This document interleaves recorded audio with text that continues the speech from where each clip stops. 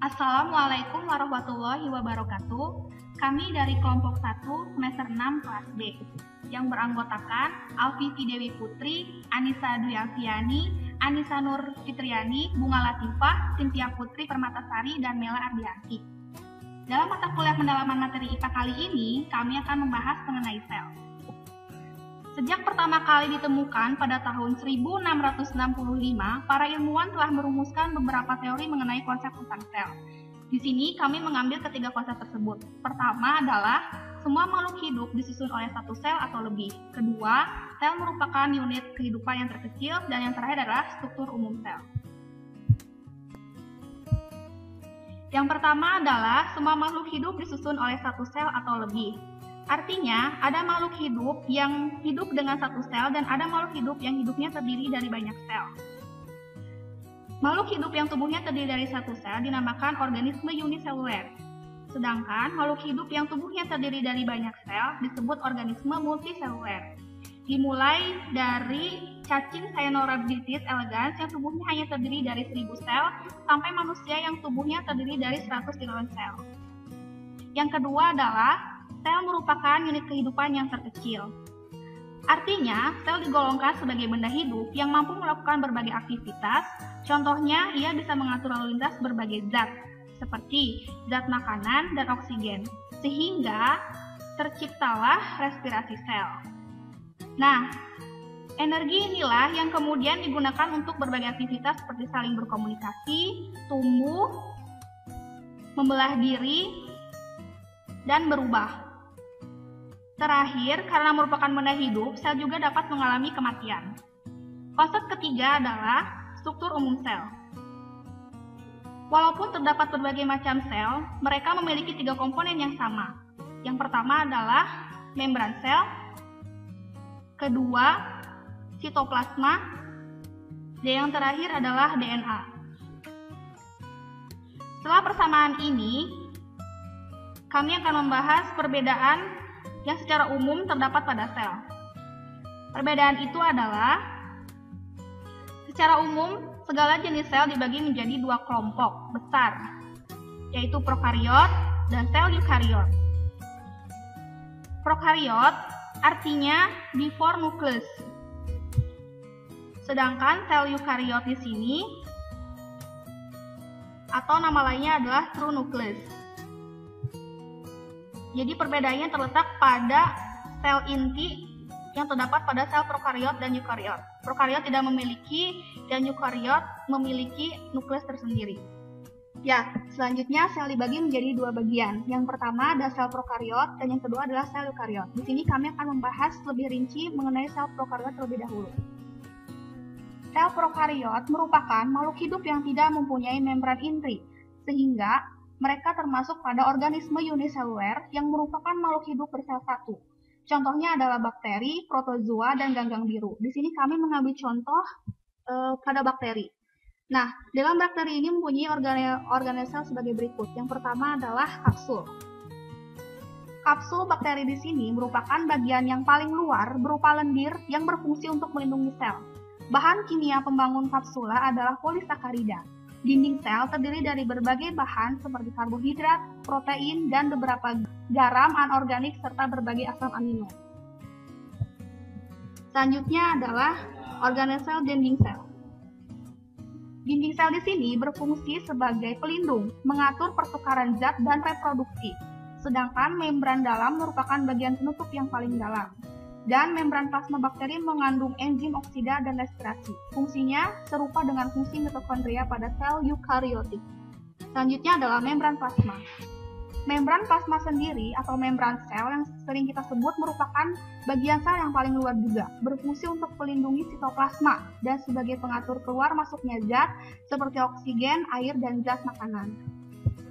Selanjutnya adalah sitoplasma. Sitoplasma merupakan zat yang terdapat di antara inti sel dan membran plasma. Biasanya ini berbentuk seperti cairan, dan organel-organel tersebut memiliki struktur dan fungsi masing-masing yang khas, yang membentuk satu kesatuan untuk mendukung aktivitas sel. Kemudian ada DNA. DNA atau asam Deoksiribonukleat merupakan persenyawaan yang terdiri dari gula, deoksiribosa, fosfat, dan basa-basa nitrogen. DNA di sini berfungsi sebagai pembawa informasi genetik pada bakteri. Ya, selanjutnya ada flagela. Flagela merupakan bulu cambuk yang tersusun dari senyawa protein yang terdapat pada dinding sel dan berfungsi sebagai alat gerak. Lalu ada granula. Granula berfungsi sebagai tempat penyimpanan cadangan makanan atau senyawa-senyawa lain yang dihasilkannya. Ya, selanjutnya ada ribosom.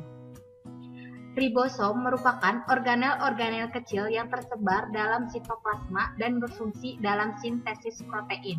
Ribosom tersusun dari senyawa protein dan RNA. Jumlah ribosom di dalam suatu sel bakteri mencapai ribuan. Contohnya, bakteri E. coli mempunyai 15.000 ribosom. Selanjutnya ada pili. Pili berfungsi sebagai membantu bakteri yang menempel pada suatu medium tempat hidupnya dan melekatkan diri dengan sel bakteri lainnya, sehingga dapat terjadi transfer DNA pada saat terjadi konjugasi. Lalu ada kromosom. Kromosom ini berfungsi sebagai pembawa gen yang terdapat di dalam inti sel atau nukleus. Sel eukariot merupakan makhluk hidup yang mempunyai membran inti, sehingga mereka termasuk kepada multiseluler, yang merupakan makhluk hidup bersel banyak. Contohnya yaitu sel tumbuhan dan sel hewan. Berikut adalah organel-organel yang terdapat pada sel hewan dan sel tumbuhan. Dinding sel merupakan matrik ekstraseluler yang menyelubungi tiap sel tumbuhan. Dinding sel tidak dapat bergerak dan berkembang bebas. Namun, hal ini berakibat positif karena dinding-dinding sel dapat memberikan dukungan, perlindungan, dan penyaringan bagi struktur dan fungsi sel sendiri. Letaknya yaitu berada di bagian paling luar sel tumbuhan. Fungsinya yaitu melindungi sel tumbuhan, mempertahankan bentuknya, dan mencegah pengisapan air secara berlebihan. Dinding sel ini hanya dimiliki oleh sel tumbuhan saja, tidak dimiliki oleh sel hewan. Membran sel. Membran sel berupa lapisan sangat tipis yang terbentuk dari molekul lipid dan protein, terletak paling luar yang membungkus semua organel sel lainnya. Fungsinya untuk mengatur peredaran zat dari dan ke dalam sel, untuk melindungi sel, dan sebagai penerima rangsangan dari luar sel. Nukleus mengandung sebagian besar gen yang mengendalikan sel eukariot. Sebagian lain gen terletak di dalam mitokondria dan kloroplas. Letaknya yaitu berada di tengah sebagai inti. Fungsi dari nukleus yaitu mengatur semua aktivitas kegiatan sel, menyimpan informasi gen, dan tempat terjadinya replikasi. Selanjutnya yaitu RE atau retikulum endoplasma. RE merupakan perluasan selubung nukleus yang terdiri dari jaringan saluran bermembran dan vesikel yang saling terhubung. Terdapat dua bentuk RE, yaitu RE kasar dan RE halus. RE kasar disebut demikian karena permukaannya ditempeli banyak ribosom, sedangkan RE halus tidak memiliki ribosom pada permukaannya. Organel ini menghubungkan antara membran sel dengan membran inti. Fungsi dari RE kasar yaitu sebagai tempat sintesis protein, sedangkan RE halus berfungsi sebagai tempat sintesis lemak. Selanjutnya yaitu ribosom. Organel ini dapat terikat pada RE atau mengambang bebas pada sitoplasma. Ribosom terdiri dari satu subunit besar dan satu subunit kecil yang bergabung membentuk ribosom lengkap. Fungsi dari ribosom yaitu tempat sintesis protein.